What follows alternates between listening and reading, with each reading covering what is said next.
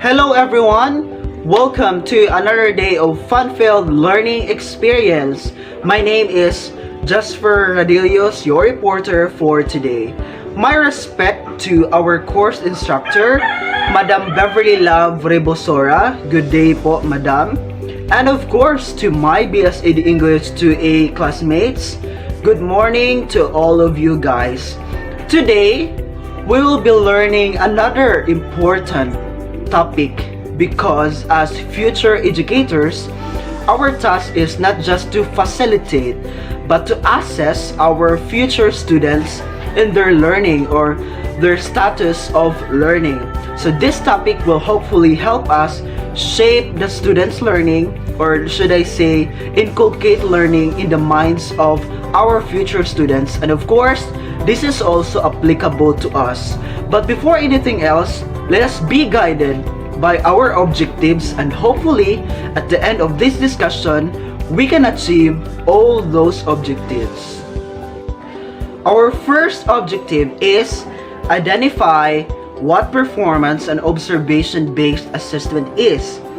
Second, determine the importance of performance and observation-based assessment in teaching. So, now we will walk through our discussion. Our topic for today is performance and observation-based assessment in teaching. But before anything else, I would like to have an introductory question regarding our topic. Why context is more important than content? Because we are aware that content of the lesson or in the learning text or in the textbooks or in the books or any materials of learning, content is important. But why is context more important? When we say context, it is the application of the knowledge learned from the four-wall classroom, right? So why context is more important than content? Okay, I would love to hear your thoughts in the comment section below. Alright, performance-based assessments have recently experienced a re-emergence in education literature and curricula. In the 1990s, performance-based assessments became a valid alternative to traditional multiple choice test. So before ages, our education system usually have this multiple choice test. But in the emergence of this performance-based assessment, because it was introduced by many philosophers or educators, then it became popular. They assess the children's knowledge or learning through performance or observation-based assessment. So what is this performance-based or observation-based assessment, and why is it important? Because we're talking here not just the content but also the context of the learning of the students. So let's find out. In the years that followed, legislative requirements shifted the emphasis to standardized testing, which caused a decline in non-traditional testing methods. That is according to Darling and Hammond and Adamson in 2013. So it because this performance and observation-based assessment became popular and it was used in practice by many educators or became popular in education system. So now they standardize testing.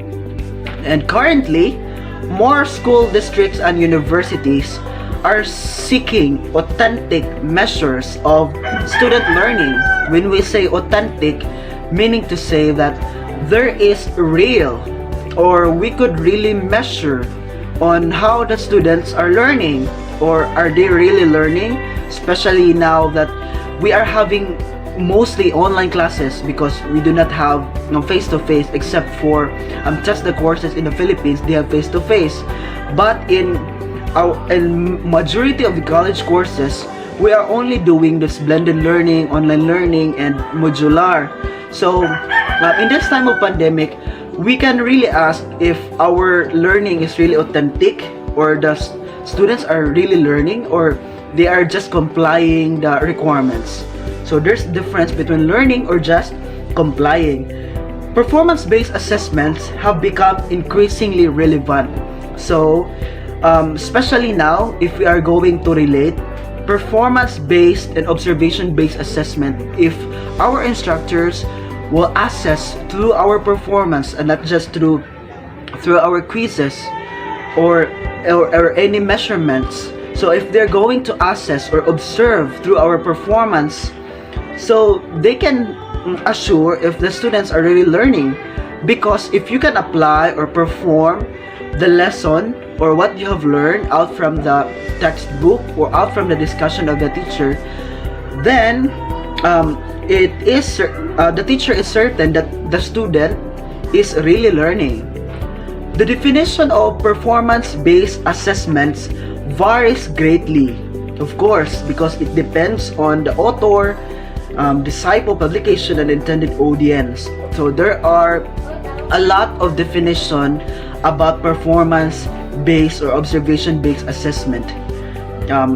In general, a performance-based assessment measures students' ability to, of course, as what I have said, to apply the knowledge, the skills learned from a unit or units of study.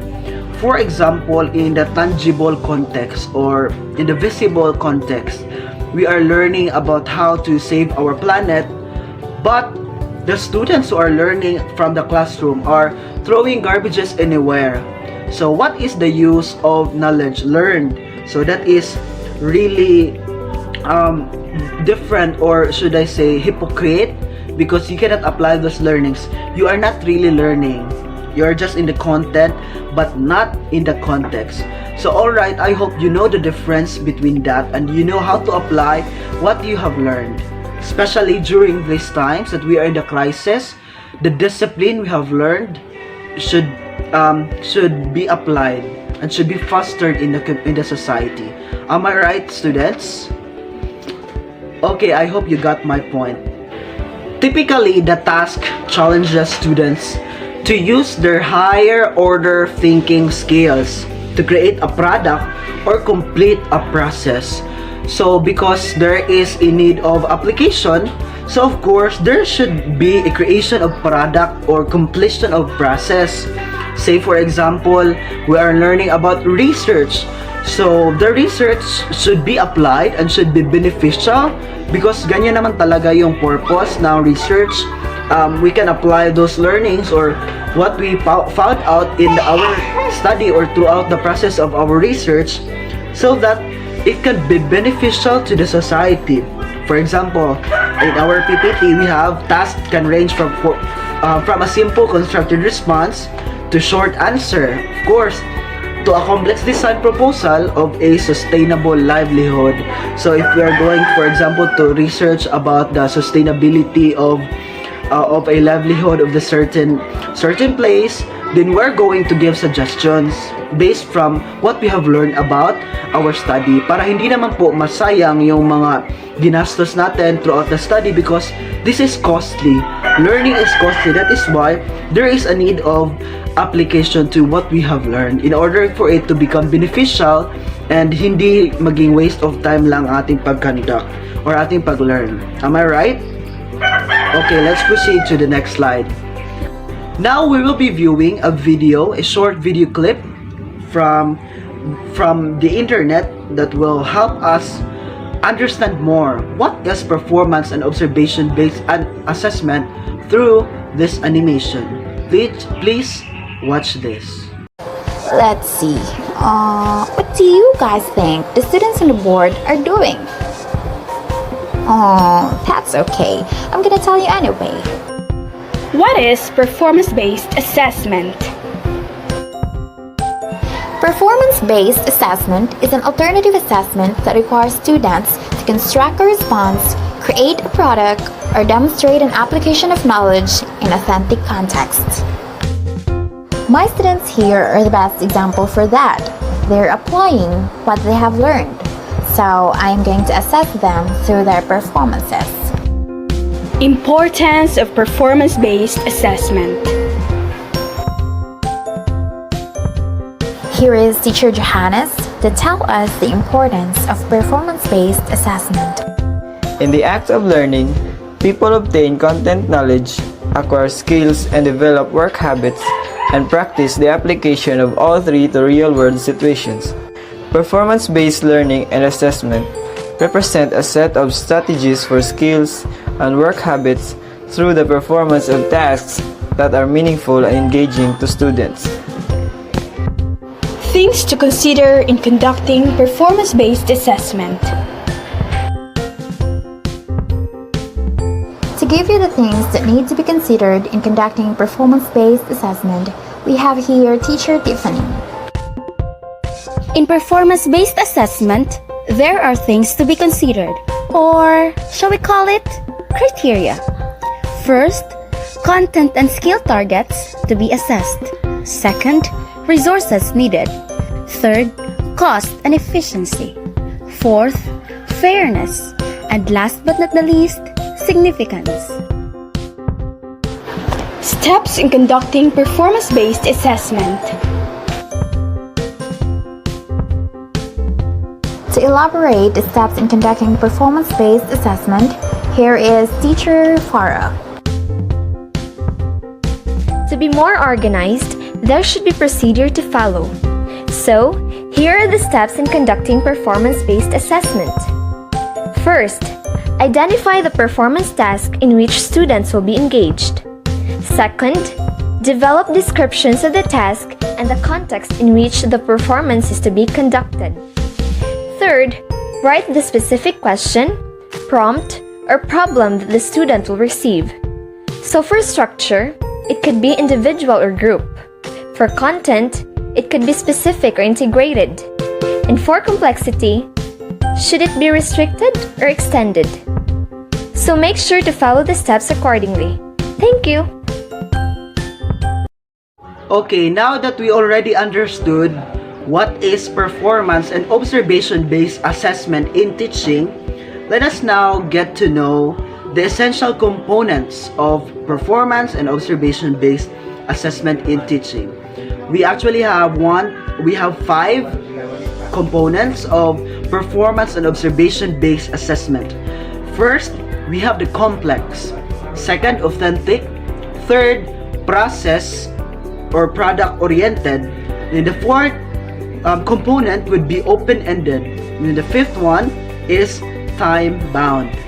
So what are these components and how can they help assess performance and observation-based? Normally, students are presented with an open-ended question that may produce several different correct answers. Of course, as what we have observed our instructors, mostly they are doing open-ended question. When we say open-ended, there are a lot of answers.